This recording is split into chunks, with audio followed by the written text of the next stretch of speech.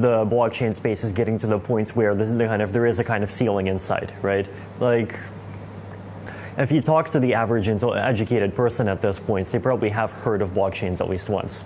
And so there isn't an opportunity for like yet another 1000x growth in anything in the space anymore.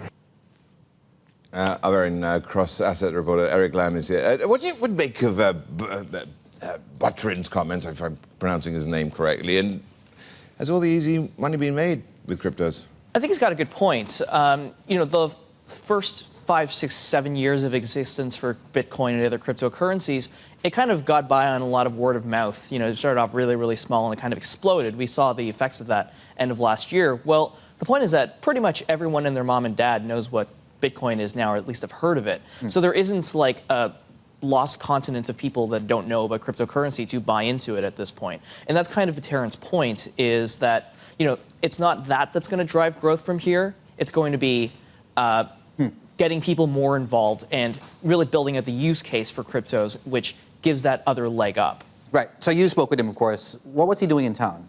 He was in town for a Ethereum industry summit in Hong Kong over the weekend on Saturday. So it was really kind of a big confab of developers talking about their latest ideas, the things they're working on, kind of the bleeding edge of software within the Ethereum network. And he also presented actually at the end as well, talking a little bit about what he's been working on with Ethereum as well. And institutional money, I mean, how about that angle? Is that the sort of fuel that this asset class generally needs to get that next leg up?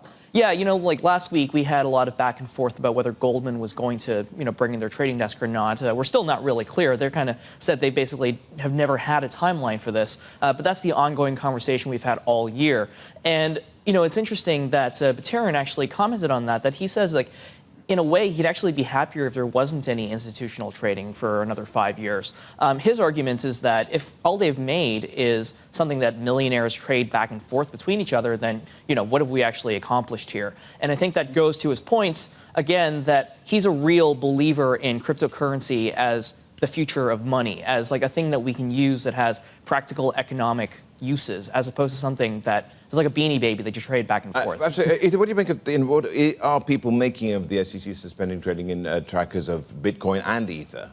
Well, that's interesting because it comes at the same time as Citigroup is talking about bringing in something called DARs, digital asset receipts, which is similar actually to the securities that just got suspended by the SEC. So it's a lot of questions there. I think the industry is still kind of digesting that because, as you see, we're seeing prices come off a little bit today.